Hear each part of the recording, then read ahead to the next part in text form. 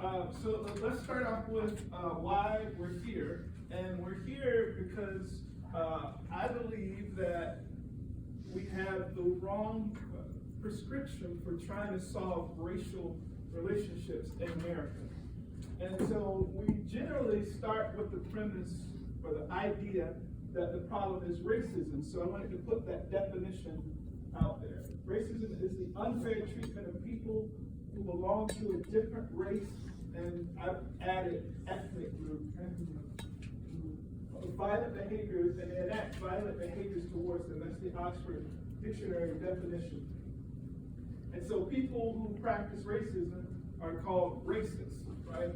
And so racist is a person having the belief that some races or ethnic groups, people are better than others, or having the general belief about other people based only on their race or ethnic group. And they show this through violent or unfair treatment of people of other races in Oxford Learning Dictionary. So I wanted to start by saying that the L3 movement, the premise is we don't believe that the greatest problem faced in America when it comes to racial reconciliation is racism. A person who is racist, I like to say, they wake up in the morning with the idea that they want to do harm to somebody of a different race because of their prejudice, because they feel that their race is better than another race, and so they want to do harm, right, when they get the chance. And so we don't believe that racism is the problem. But let me start by asking you, from your country, in your country, is there racism? Your country of origin, is there racism? Show of hands. All right. In your country of origin, is there ethnic fights? Different groups? Maybe people that don't look like you, or live in a different neighborhood or different country, are there fights? Fighting. Okay, different fights in different countries, yeah. And oftentimes we do that fighting because we don't understand each other, right? Now, it just so happens that because you're from, your country of origin is a different nation, you have a language barrier, you're learning the language, right? That language barrier makes it hard to connect with people here in the United States. Is that true? Yeah. Yes. Makes it hard to connect. Have you had a problem where someone saw you and maybe because of the way you look or the way you were dressed, they got a bad idea about you? Had that. Okay. When they saw you, they had these thoughts in their mind about who you are, and that caused them to do a behavior towards you that caused you to be sad or be offended, right? For example, if you are talking to someone in America and they don't understand your language, does it offend you if they start talking louder? Because if we talk louder, you're going to understand.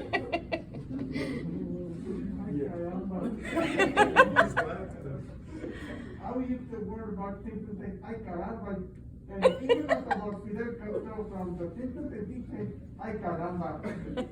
And so that means they don't understand how to connect with you, right? If I talk louder, you're going to understand me, right? And so that when that happens, does that upset you if somebody, misunderstands and doesn't connect with you, or decide to just write you off and walk away because they can't quite get what you're saying? Well, they don't do that because of racism, right? If the problem is racism, the behavior is different. If someone is enacting racism or being racist against you, they're trying to hurt you. And you know when someone's trying to hurt you. But people who just don't quite understand you, that's a whole different problem. Right? Now, It doesn't mean it doesn't hurt, doesn't mean it doesn't have problems, but the problem is not racism. So if the problem is not racism that you're experiencing in America, then what is the problem? The problem is that when people see you, hear you, interact with you, they get these ideas and thoughts. The definition for perspective is the state of one's ideas, the facts known to one, etc., and having a meaningful relationship, perspective. It's things that they see on TV, things that they hear from their friends and neighbors. Those perspectives cause them to behave differently toward you, right? And that may feel like it's because of your race, but it really does come from a different place. It comes from perspective, ideas, and not necessarily from hatred for you and for your country. Now let me say, there are people who hate you because of your race, hate me because of my race. There are people that do that. But there are a smaller group of people in America that are like that. The larger body of people in America, groups of people in America, are not racist, they are ignorant. Now, the problem here is that in America, part of the problem is you guys are trying to learn the language better and to understand it better. We have words that mean different things. They don't necessarily mean what the definition in the dictionary means. They mean something totally different. So if you were to call someone ignorant, that would be bad, right? But from a definition, a dictionary standpoint, the word ignorant doesn't mean that the person is bad. It means they don't understand. They don't know. There's some information that they're lacking. It's a knowledge or awareness in general. And so when someone sees how you dress or sees or hears you speak, and they don't understand, that person may be ignorant, but that does not make them racist, right? And ignorance hurts too. Right? For example, ignorance, I don't know any of your names. Well, except Blaze. That means I am ignorant of your name. I asked you when you came in and sat down, what country you were from. That meant I was ignorant of your country of origin. That's not a bad thing, it just means that there's some things that I don't know. That becomes a problem when we don't know information and then we try to guess at what we don't understand. And we do that from our ignorance. And we do that from our perspective. We'll talk about perspectives in just a moment. And so, when we start working on connecting, which is what L3 is all about, the L3 movement is about how do we connect in relationship and get opportunities, not be misunderstood. How do we create understanding as we try to relate to other people? The first L in the L3 movement is listen. So with listening, it's empathic, and we'll watch a video in just a moment. It's empathic listening that resists judgment. That is to say, when I see you, when I hear you, I am not going to take my perspectives and fill in the gaps for who you are and for what you represent. Right? So listening is the first L that we do. I'm gonna play you a video to help describe empathy. Okay, that's another one of those misunderstood words. Let's take a look at this video.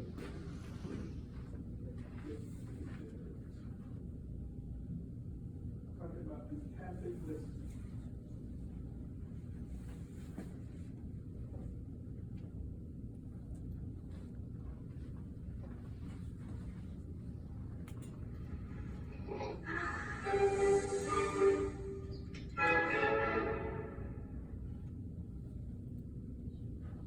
So what is empathy, and why is it very different than sympathy?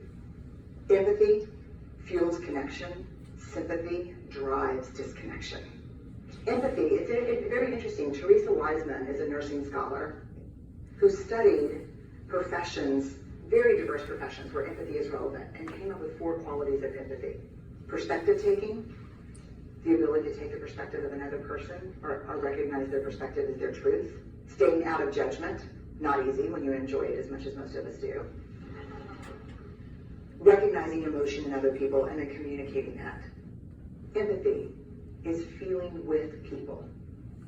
And to me, I always think of empathy as this kind of sacred space when someone's kind of in a deep hole and they shout out from the bottom and they say, I'm stuck, it's dark, I'm overwhelmed. And then we look and we say, hey, I'm down. I know what it's like down here. And you're not alone. Sympathy is, ooh, it's bad, no. You want a sandwich? Empathy is a choice, and it's a vulnerable choice, because in order to connect with you, I have to connect with something in myself that knows that feeling. Rarely, if ever, does an empathic response begin with at least. I had it, yeah.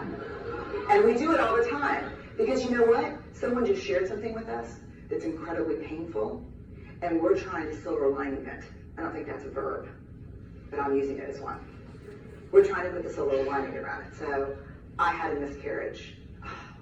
At least you know you can get pregnant. I think my marriage is falling apart. At least you have a marriage. John's getting kicked out of school.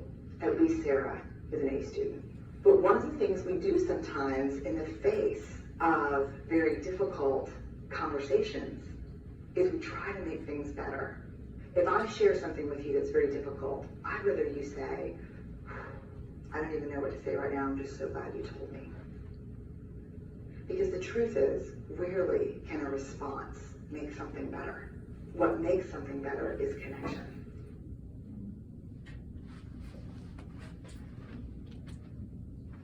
Empathy. So the part of the L3 movement that helps connect in the face of being misunderstood or someone having wrong ideas or perspectives about you, the empathetic listening causes us to not jump to conclusions or judge you based on whatever is going on around you or about you, right? So the next thing that we do is, in the L3, is we learn. So listen and learn. Learning is humble learning to attain an understanding of someone else's perspective. So someone sees you and they misunderstand, it hears you, they misunderstand you. One way to help connect with them is to get their perspective, but also let your perspective be heard. Right? So humbly learning to attain an understanding of someone else's perspective. And then finally what we do is, if we do those two things well, we're able to connect with one another. And if we can connect, then we can live together without hurting one another, without offending one another, and that will create more and more opportunities, right? So, I'd like to tell you how I came to this belief that the greatest problem in our society in America is not racism, it's prejudice. So how many of you remember last year after the murder of George Floyd, there were protests? Right? Protests went around the world, right? Around the country, right? When the protests happened here in Fort Wayne, how many of you familiar that there were marches and windows being broken and all sorts of things going on, people being arrested in downtown Fort Wayne. You remember that? Yeah. Okay. When that happened, my white friends would text me and ask me, Wallace, are you okay? Now, I'm not one that watches the news very often, and so when they asked me if I was okay, I was like, well, that's the last time I checked. And so then the next friend texted me and asked me the same thing, Wallace, are you okay? And so then I preached that following day and I watched the news and I realized what they were concerned about was that there were protests downtown And because I'm a black man, they were afraid that I had gone downtown, marched, been beat up, and arrested. And they just wanted to know if I was okay. And there were three things that I realized about that text and that request for my praise. One, again, they wanted to make sure I wasn't in jail and they didn't need to bail me out, those kind of things. They wanted to make sure that I hadn't gotten hurt. But they also wanted to understand my perspective about these racial issues. And so they were calling and asking. And so I would get together with these friends, and in the conversation, the term Black Lives Matter would come up. And then someone would say, but all lives matter, right? How many of you heard those statements, those arguments? Black lives matter, all lives matter, blue lives matter, right? You've heard those? I see a few nods and shakes, right? Yeah. And so when I said that, and someone would say to me, if I said Black Lives Matter, and someone would say to me, but all lives matter, then we didn't connect. We misunderstood each other. It was hard to continue those conversations. And so during that time, the reason I didn't go to the next marches and didn't go out to the next protests and didn't go down because I was being invited to speak at some of the news presentations and things of that nature. And the reason I didn't do it is because I needed to take a step back to figure out, what's going on? Why are we still having the same problems that we've had over the past 250 years? Why is there as much violence as there has been for over 50 years? We get a little bit of a history lesson here. So, in the 1600s, slaves from Africa reached Jamestown against their will. It's the first time slaves were introduced into America. And for 200 years, there was slavery until we got to the late 1800s, and then there was the abolishment of slavery, the end to slavery. And how that happened was white people who were in the majority, some said that's wrong what you're doing to these Africans. And they went to their friends and their neighbors and they knocked on doors and they said, something has to change. This is wrong. And they were so effective that they were able to officially end slavery in the 1800s, right? They put an end to it. The next problem was, even though slavery had ended and Africans were now free, they were now saying, you're free, but you're not equal. Right?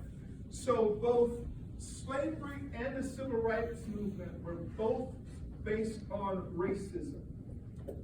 They were both, people woke up in the morning, you can't drink from this fountain, you can't drink from this fountain. You can't go to this restaurant, you can't go to this restaurant. You can't sit here and go. That was all racism, right? But that ended from the 1600s to the 1800s, and from the 1800s to 1954, when there was a civil rights law passed that said you can't do that. The problem is, we keep trying to solve the problem today, we keep trying to use the strategy that was used yesterday. And so when I ask myself this question, why are we still having murders and people are still not getting jobs, and why are we still having the same pain? As a planet, that I realized that we had the wrong strategy. When something like George Floyd's murder happened, we go out and we march, and we say we need to enact a law. We need to tear down statues, and the problem is that strategy doesn't work for today. That's why for the 50 plus years, we've still, since the Dr. Martin Luther King Jr. speech, we're still having the same issues with race. The problem is we have these perspectives about other people who look different, who sound different, and then we behave differently towards those people. For example, when I moved to Indiana, because my background is computers, I was in computers for over 2 decades. I could build a house where I wanted to build a house. I could build it from the ground up. I grew up in a very poor community, a very poor neighborhood. But when I had moved here, I'd gotten enough good jobs to where I could build my own house. We found a neighborhood that was not really, there was not a lot of houses there yet, and we were one of the first families, black families in this neighborhood. We, on our street, there were no houses on either side of us. We were one of the first families to build on that block. And my son, who was 16 at the time, is walking down the street in the neighborhood where we built the house, where our hard-earned money spent to build this house. He's walking in this neighborhood, and a police officer stops him because he's black, and because he doesn't look like he belongs in that neighborhood. Obviously, he belongs in the neighborhood because his parents built this house. But the perspective, the thoughts, maybe he thought, here's a little rapper, shouldn't be out here in this neighborhood. Maybe he thought, here's a little guy trying to steal something. My son was walking on the sidewalk. He was not in somebody's window. He was not in somebody's backyard. He was not trying to steal anything. He was on the sidewalk. And this is a good kid. My son went to a 2-year college prep high school. I mean, he's a smart kid. But the perspective of this police officer is, because he is this color, he must be up to something bad. Now, back then, when my son came home and told me this, at first I was terrified. And I called the police officer a racist. I didn't call him to his face, that would have been trouble. But he didn't come to our house either. I said, just came home and told me. But I thought, this is a racist. And that was until the George Floyd and all of the interactions I've had since that day. When that happened, I had to rethink. I had to change my perspective. I had to recognize that those people who texted me and called me who were white, they were calling me because they were concerned for me. They were concerned about my well-being. They wanted to understand, which led me to believe not all people are like that. All whites are not racist. But prejudice is still a big problem, because if my son, who was stopped in his neighborhood on a sidewalk that we helped pay for through association dues, if he had ran, and the police officer felt like he was a threat, he probably would be locked up, and worse yet, lost his life. So it's still a big problem, but it's not the problem. The problem is not that that officer was racist. The problem is that this officer had ideas about how to treat someone who is different than you. And you guys face this all the time, right? When people see you, hear you, they have these ideas about how to interact with you. Maybe when they see you, hear you, they think about, the Mexican drug lords and things of that nature, and they bring that forward to their relationship with you, and it's their perspective. And even though they're not dealing with a drug lord, their perspective is, this is a dangerous person. Right? So perspectives are a big deal. Now, the reason I had this up here is because I gave that history lesson, racism, civil rights, and where we are today. The reason we are where we are today is because in racism and slavery, good white people said, this is wrong. And civil rights, blacks and whites says, this is wrong, and they acted. The reason that racism could exist is because good people who felt like it was wrong did nothing. And when they decided to do something, then they ended those bad circumstances for people of color. This quote says that the only thing necessary for the triumph of evil is for good men to do nothing. I'd say good men and women. When people who know what's good don't act in accordance with that good, that's evil. I'm not talking about evil in terms of stab you and all that stuff, we just passed Halloween. I'm not talking about that kind of evil. But there are only really two kinds of behaviors. One kind of behavior, really. The only true behavior is good. Evil is when we do not act good. If you think about that, everything that we call evil is something that's not good. There's no opposite to evil. You can't find the reverse with the word evil. If it's not good, it is turning away from good, and that becomes evil. And so when you know what's right and you don't do it, then you're acting against good. And we all really have that good nature, right? We all, you know what's right. You know what's good. You know when you're not being treated fairly, right? We all know that. And so during those times, slavery and civil rights, good people stood up, risked their lives, and said, this has to stop. And the strategies that they used have not been working for the past 50 years, plus years. But we keep trying to do those strategies. And so the problem is not racism, the problem is prejudice. And prejudice is preconceived opinion that is not based on reason or actual experience. Now, I don't want to make you sad, but the reason that people act with prejudice against you and they're prejudiced is because of those perspectives that they have. It's because of what they think of when they see you and I, or how we dress. Now, I didn't tell the first group this, but I'll tell you, I'm going to be transparent. 3 years ago, I made it very difficult to give people the right perspective about me. Because when I was 18, I had a gold tooth put in. And so, who do you know that wear gold teeth in their mouth right up front? When they have perfectly good teeth, they replace it with a good teeth, right? Good tooth. Well, inner city kids do that. Gang members do that. Thugs and thieves kind of do that. Now, if your tooth is bad, you replace it. That's a whole different kind of. But that tooth got me a lot of negative perspectives. People would wonder if I could rap. Now, though that was the wrong idea, consequently, I can rap.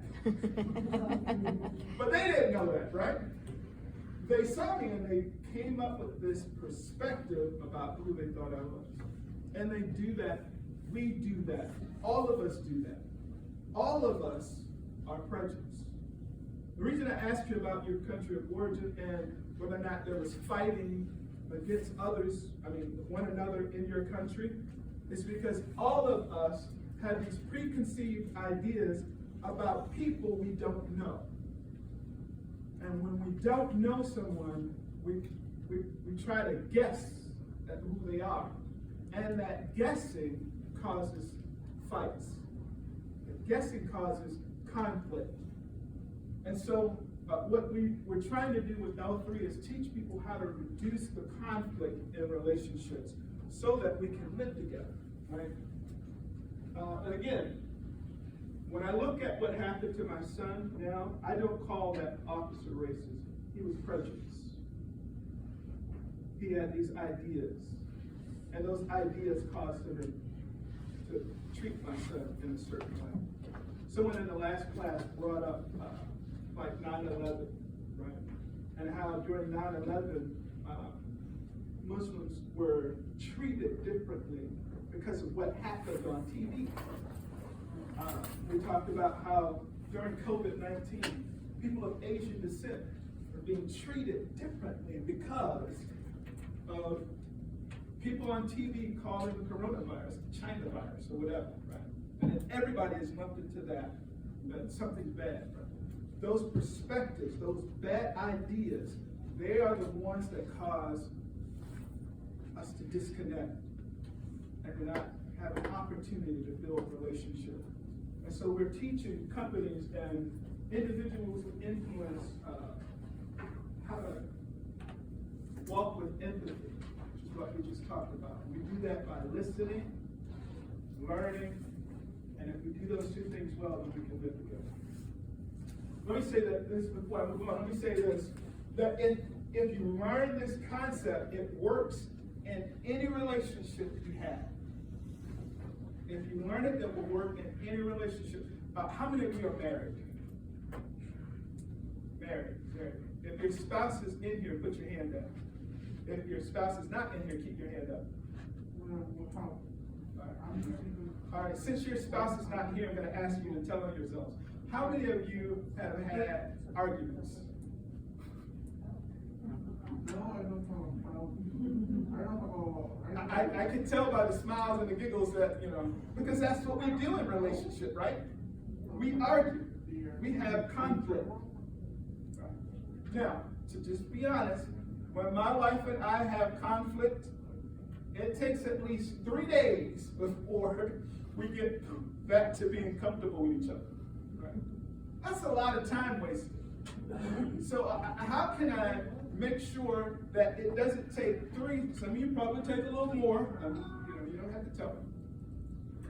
How can we, when we have conflict, not be angry for so long that we miss out on time with each other? The reason that we have conflict is because we misunderstand something. Is that true? The reason that you and your spouse are arguing, or you and your friend are arguing, or you and your parent are arguing, or whoever it is, you have an argument and a disagreement, is because it's something we don't understand. Oftentimes we bring our perspectives to relationships, and when we live like that, we're not understanding the person we're in a relationship with, and that causes conflict. So you can try this at home, and if it works, you can email me and tell me if it helps you and your spouse to connect more quickly than you do now when you have conflict. When there is a conflict and you're arguing, try to take the spouse's perspective. How do I do that? When they're talking, listen. And when you hear something that you don't understand, ask them to explain. Tell me what you meant by that. Or tell me how that made you feel. When you ask those kinds of questions, you are learning.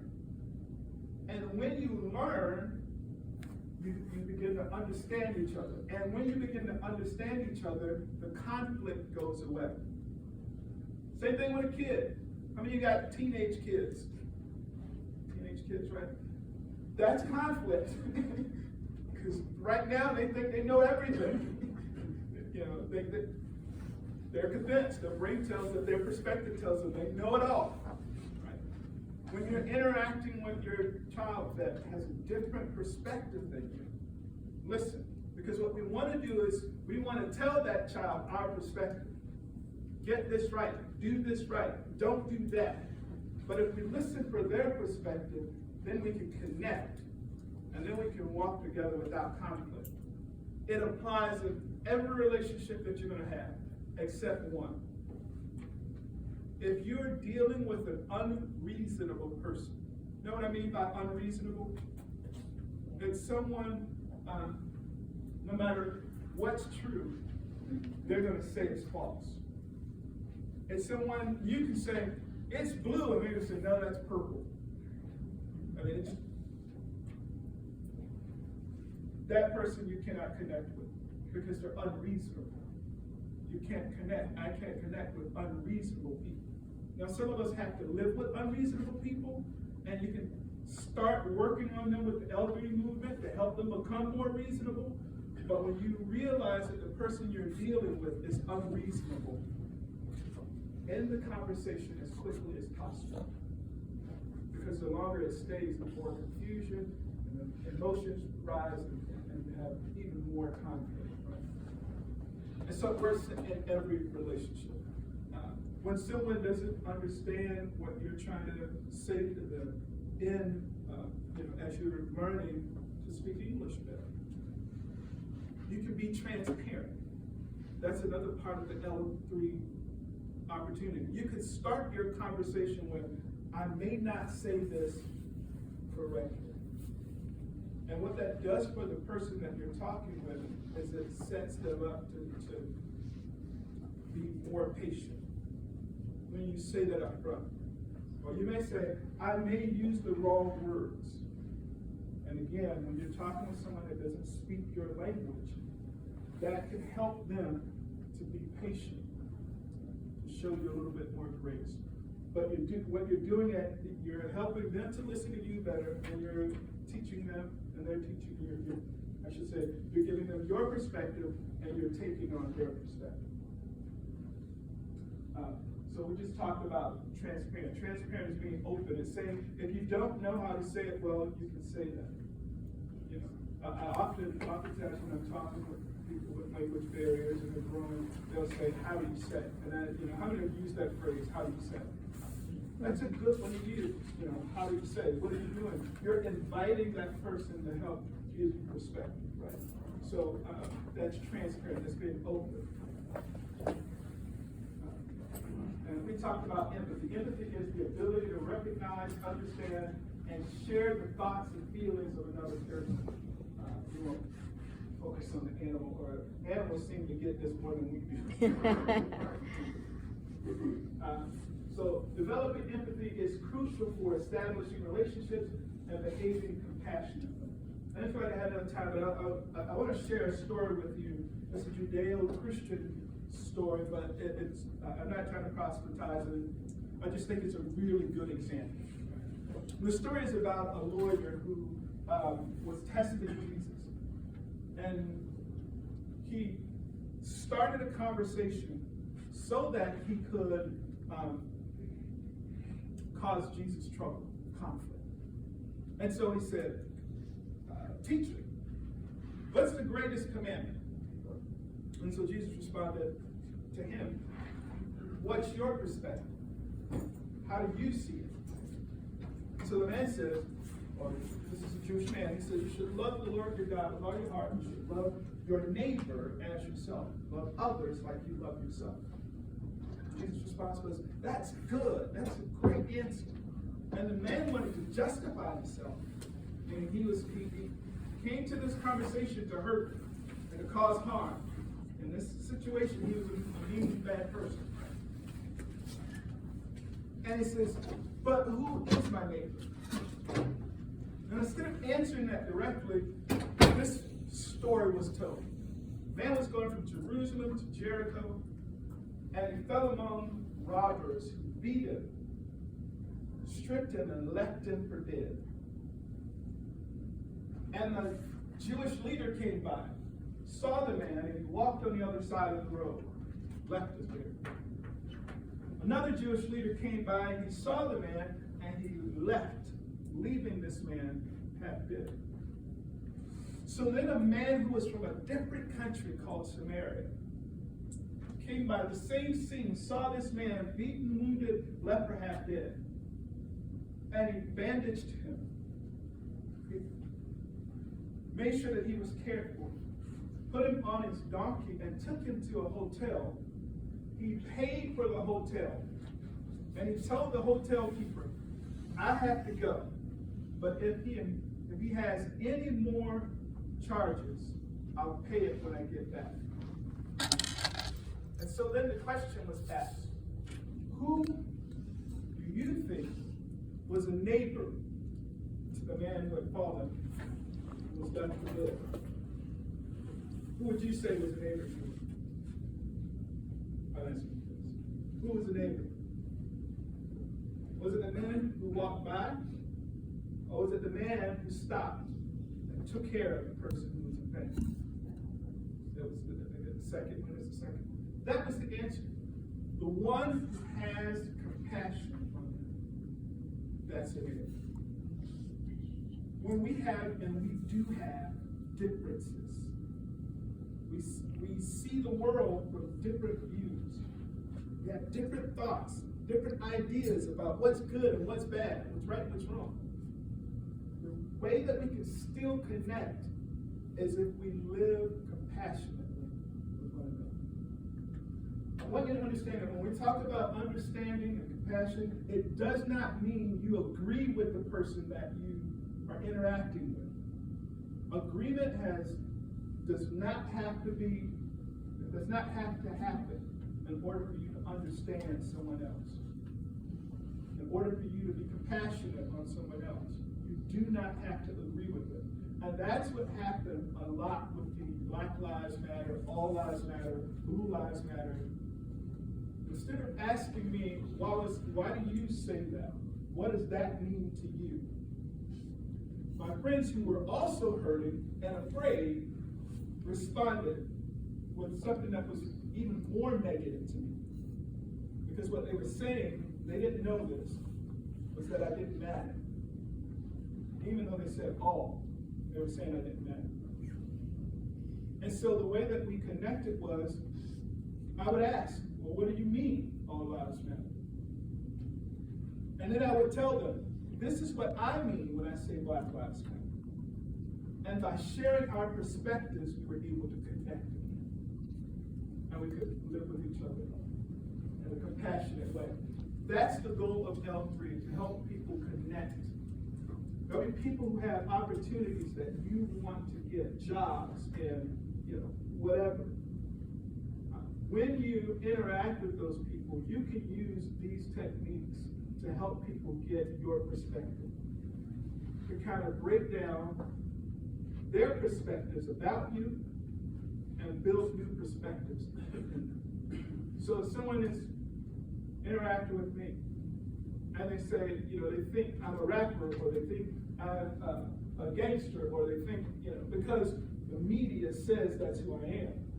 And when they see that, that's their thoughts about me.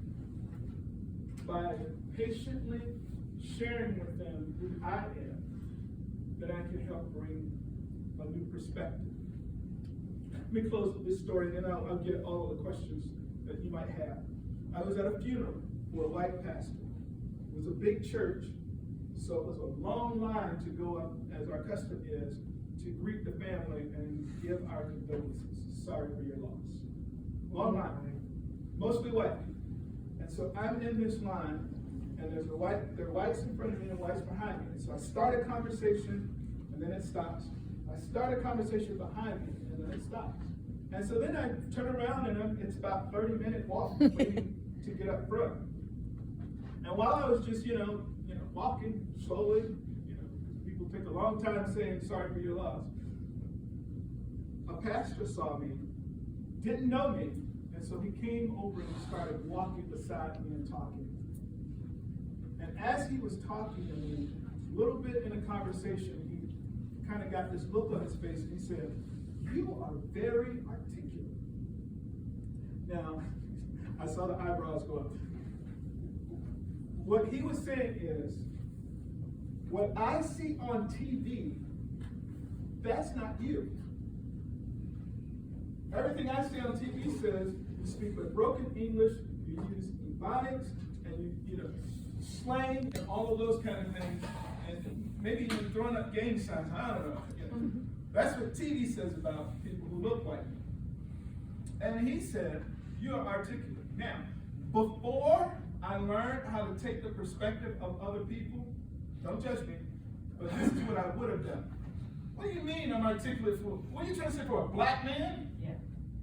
What do you mean black people can't speak? That's what I would have done. But that would not have been helpful. That would not have been showing him grace. Because what I understood was, he walked across the room to be with me and to show me compassion. It would be wrong of me to then get angry with him for having said something that was a little offensive. Now, I'm sure that people say things that are offensive to you. They may not even know that what they're saying is offensive. You get the chance to respond in a gracious and compassionate way, or to go off on them and say really mean things to them for having the wrong perspective. I'll encourage you to take the listen, learn approach. So how do you do that? I didn't do it with this pastor. But you can simply ask, what do you mean by that? And what are you doing? You're listening for their perspective. Because it is entirely possible that he was just thinking, I speak well. Not likely, but it was possible. But I could ask that question. And when I do that, I'm listening and gathering and learning their perspective. And when he shares his perspective, I can say, oh, I've worked on my English for a long time. I've worked on being articulate for a long time. And I can give him my perspective by saying, not all of us that look like this speak like what you see on TV. Does that make sense? You can help educate the people that you're interacting with and help them get your perspective.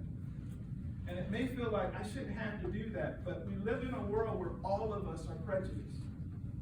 All of us have some sort of fear when we interact with people that look differently than us. So when I brought this up in an earlier meeting, I can remember as a young man growing up, because I did grow up in the inner city, did grow up around rappers and break dancers and all of those kinds of things. I was really good at it.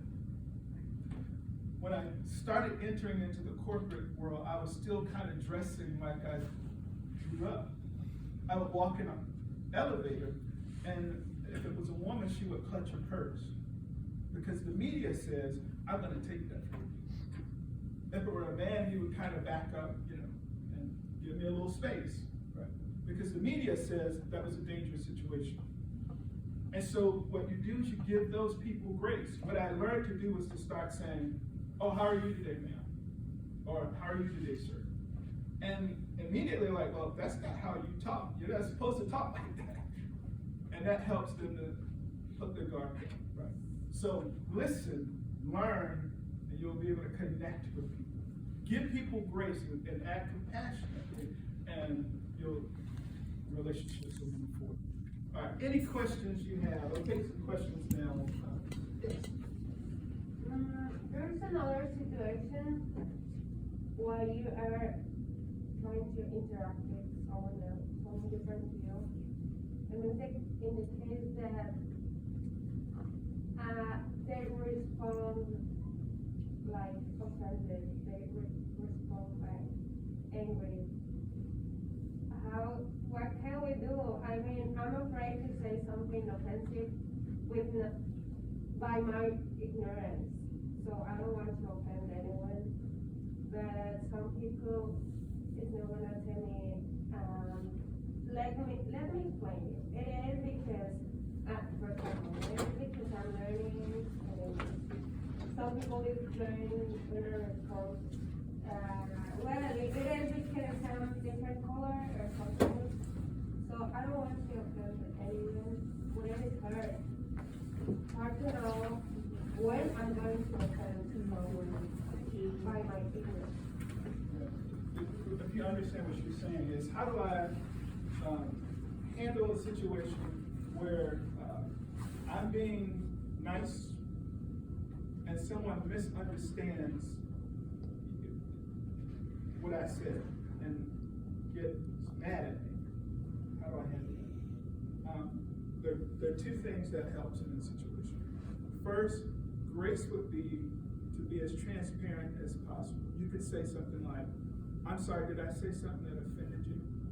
Even though you already know that they're offended, what you do is you give them a chance to talk. And so when they say all that they said, and it'll probably be mean, you're just listening. Because what you're listening for during that time may give you a clue of what to do next. Right? So they unload all their anger on you.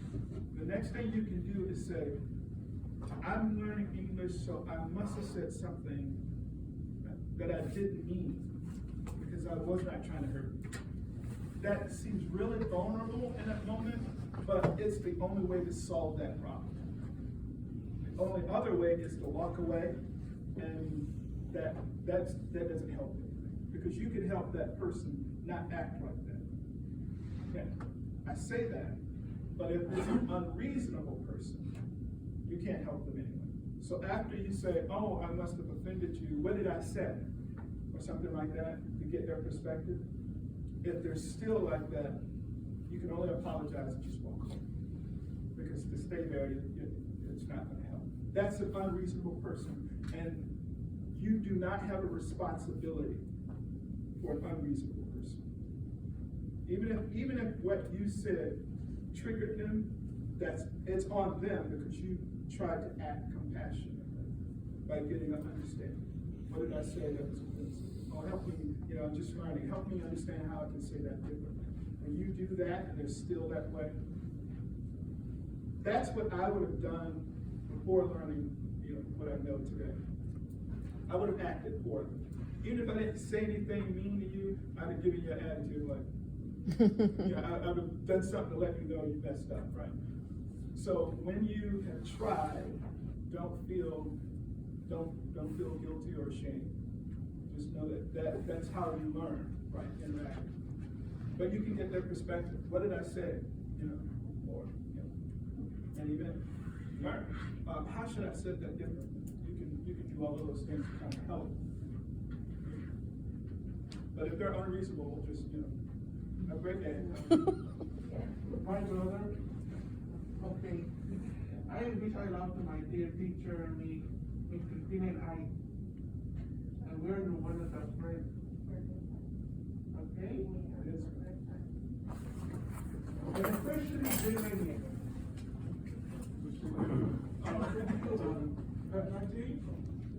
Okay. Other questions? No, I want to share a new experience that I had the last week. I work in Kroger and I was working and a lady came to me and she asked me about where can I find and to say the name of a particular cracker, and I don't know where I can find the cracker. I'm new in Kroger, and I said, can you do you have any picture or what kind of cracker? And she said, it's the cracker that the children have get in the school. But I came to the United States 4 months ago. I don't know. And she said, I'm sorry, I'm new here. I can help you, but let me find someone who can help you. And she say, it's not necessary. Thank you for nothing. Oh. In that moment, my day was broken, and that day, and the next, and the next. And I don't know. I ask me all the time, what would happen if that day, that lady had felt empathy with me. Maybe right now I don't feel that feeling when I remember that day. Let me start by saying, I'm sorry that happened. But I'll also say you did everything right in what you just explained. You listened, you tried to learn, and you offered help past yourself. Let me get someone else. At that point, when the person still responds poorly, that's an unreasonable person. Don't let them ruin your day. Recognize you've done everything you can in that situation. And it's them and not you. When it's them, that's their problem. They need to go figure that out. When it's you try to get it right, which is what you did. Let me go get someone else. But you did everything and you did everything you can. Again, recognizing that the person is unreasonable, you should then give yourself permission to say, they need to go figure that out. I'm okay. Okay. And that takes practice, I know, because you're learning and you're trying, but you gotta know that there's a difference between reasonable people and unreasonable people. And they're gonna respond completely different. If you haven't done everything you can, then you should take on that feeling. If you've done everything you can, you just gotta learn. Thank you for sharing that. As for as you can see by the title on myself, about 8 years ago, or 6 or 7 years ago. As you can see by the title, during the Sunday on the last day of school, me and my dad and a woman who was traveling, and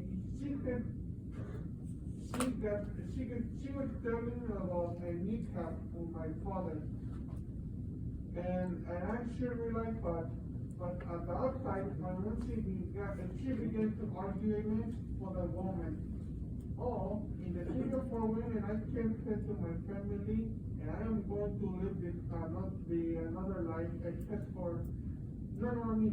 And as you can see by the title, my mom, dad, and my brother always have arguments 24/7 non-stop.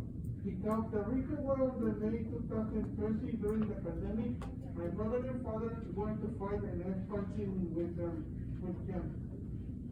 And I can't tell you, and I'm going to live with another life, and I will no longer become a family anymore. So, I am now okay with my family so much with the burning passion 24/7. I mean, with the burning passion. Oh, and I always, when I heard twice to my mom and my brother, he punching me with the feet on DVD, and he broken the DVD. And I am going to get there on me, not for him and not for anything else. And I'm going to hide with the closet.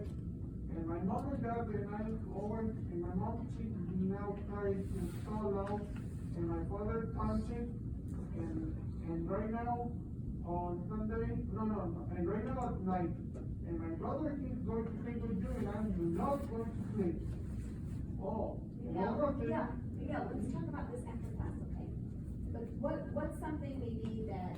Yeah, I was going to ask. Yeah, let's see what Pastor Walls has to say about that. If you ask them to listen, you may even recommend, can you listen to what he's saying? Yeah. Or can you learn why he feels that way? And if you don't have power to do that, meaning it's not, you can't make them do anything, the only thing you can do is just. Yeah. Well. You can't control everybody, you can't make everybody do what you want. And so, it's not gonna always be that way though. You have a chance when you can. And I will up to my family, but I always have argument on stuff Okay. So we can talk about it. Other comments or questions? Comments or questions?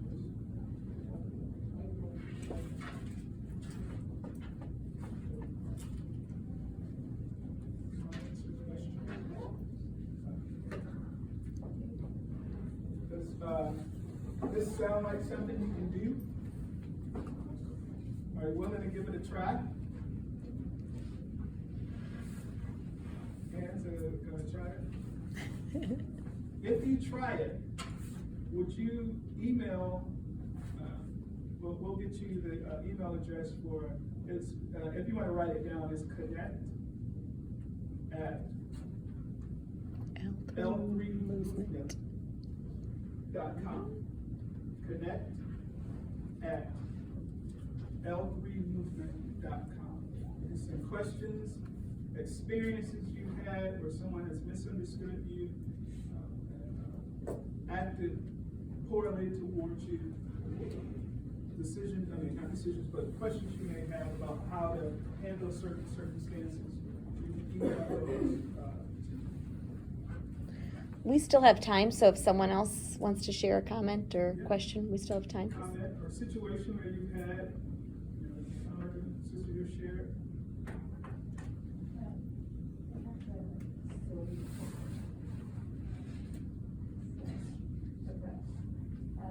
One day I went to Walmart, and I take some food for my home, some food for my friend.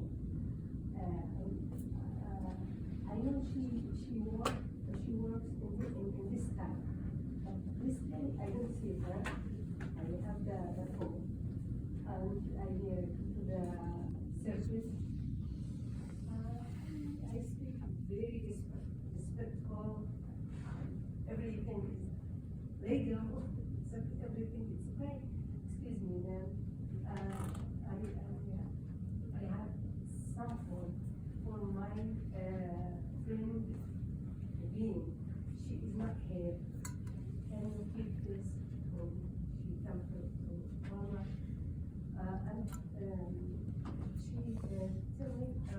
1 minute. Okay? I took the phone, I call my friend, again, in Walmart, I give you some food, where do you want, I put there. Oh, good, in the surface, they told you, it's okay, I told people 1 hour, one, and she, the woman, she told me, I want to call, my boss about this.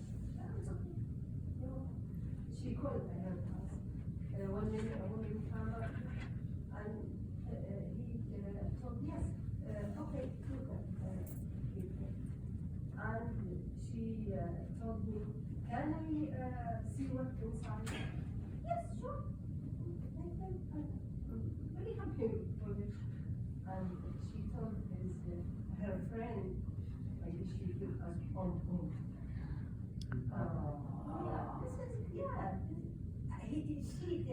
She maybe she doesn't, understand, I know what she means. Mhm. Yeah, she told, her friend, maybe she give us bonbon. I listen, but I know why this happened, because the media, but when she, judged me about my scarf and my law, yes, she is a Muslim, but if she is a Muslim, she give bonbon. This is very bad. I feel very sad. Yes, I can, told her why you told me that. But I understand the media give very, very, very bad information about this program, about Muslim, about, you know, this program is very good when the people listen and hearing and sharing the information, because the media close the mind and the head and the, when you listen to you and they share with you and they understand who are you, but when just open your ears and mind about the media is not the truth, not the reality. This is very bad. I'm very sad about this, but I know she falls about the media. She doesn't have any information, the other information out the media. And let me say, so when I interacted with that pastor and he said that negative things, not anywhere near saying I had a bomb, but it was still painful.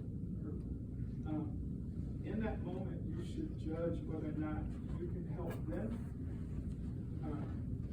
by saying, you know, maybe everybody that you've seen just like this, you know, on the media is like that, but I'm not like that. You know, sometimes we can help people if they, and it takes risking to do that. But sometimes we can help people like that. You can't say no one is like that, but you can say I'm not like that. So sometimes you can try that. It won't help with unreasonable people that are ignorant. That's the other kind of ignorant, if someone is just trying to hurt you. But I do want to say too that how many have ever been bullied? You know what bullied means? Picked on, called a bad name, you know, how would you say it? As kids, a bigger kid pushed you because they were bigger. All of us have had. That's a different kind of ignorance. That's someone trying to take advantage of you to make themselves feel better. The ignorance of not knowing what the right response or you know is for a person in front of you. That's them not having knowledge. So knowing the difference between the two tells you how to interact with them. Right?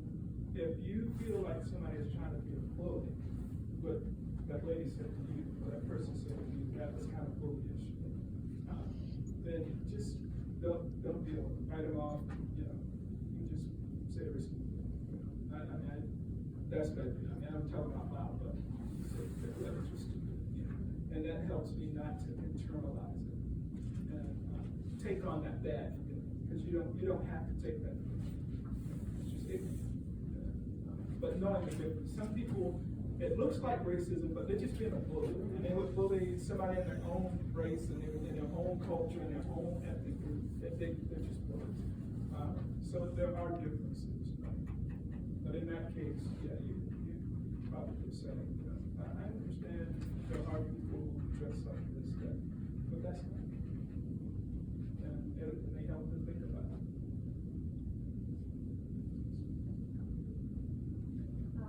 How we can treat or treat this unreasonable person? How do you treat an unreasonable person? Yes, how we can treat or treat them because, for example, my friend, she always wanted when we in girl, if we say right, she will say yes. Yeah. But when we doesn't talk with her or doesn't with her, she might she asked me why you leave me or not. But she always unreasonable. Yeah, that yeah. How we can How can you do that? Are you in a relationship? You know each other? Friends? You said? Yes, she's my friend. If she's your friend, then she's doing that because she's in pain. Something is causing her pain. You can listen to what she says and then ask questions. Why do you say that? Or why do you do that? And you do it from a way that does not blame her.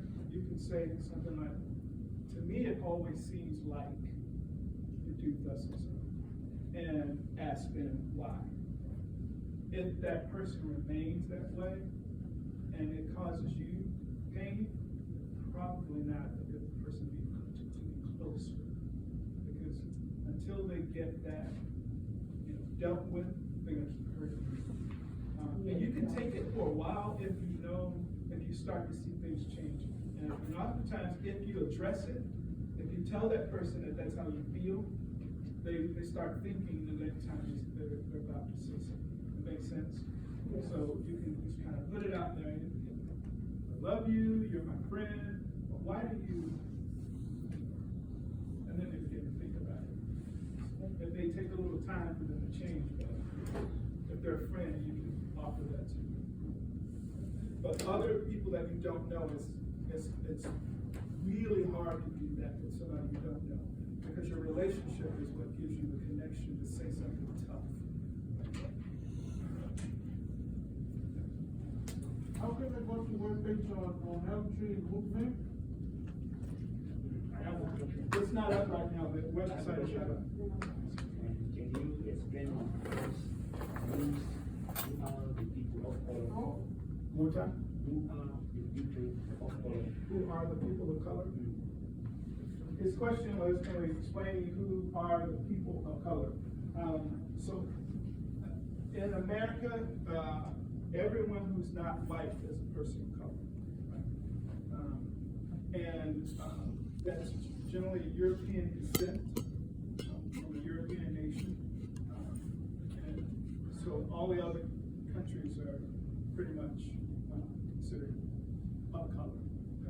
That would be Myanmar, that would be Mexico, that would be, either Yemen, and you said we're from Yemen, right? That would be Colombia, all of those places are, it's considered people of color.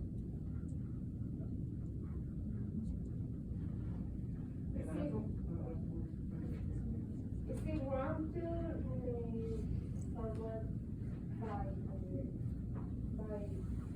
your ethnic color? Is it wrong? It is, yeah, because, it is a very specific, character from me, from you, from everyone. You're more what it is a very, specific. Yeah, it is a very obvious character you have, so. right. But because Dr. Martin Luther King Jr. said he was looking for a day when we would judge people by the content of their character and not by the color of their skin. That's the best way to deal with anyone, because in that story about the Jewish people and the Samaritan people, they were enemies. During that time, historically, they were enemies. So what he was saying was, though this person and this person, when they normally see each other, they're fighting or arguing, this person, the Samaritan, stepped outside of, he didn't act on what he saw. Which is, there's a person that's hurting who needs help. Doesn't matter their race, it doesn't matter their color, it doesn't matter any of that. And so that's the way that we should interact with each other. It's hard, but the first thing you do when you have a perspective that says, I can't trust blacks, or I can't trust whites, or I can't trust, whatever race, when you hear yourself thinking like that, because to be honest, it's such a media thing that when I was young, I would cross the street if another black person was coming towards me, because we fight too. We have conflict too. But I'd have to say to myself, I don't know this person in front of me. They may be a good person. And so I'm going to give them that grace first. And if they do something that then shows me they're not, then I'll treat them based on that. It's hard, but it's possible. And if enough of us do it, we'll all start practicing it. Because the thing that's prejudice that we're dealing with today, this is not as tough as slavery was.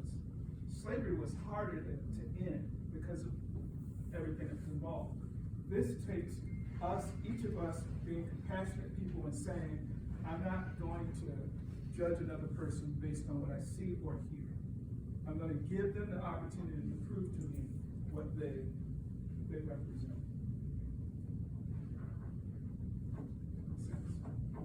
Okay, we got time for one more question and then we have to go.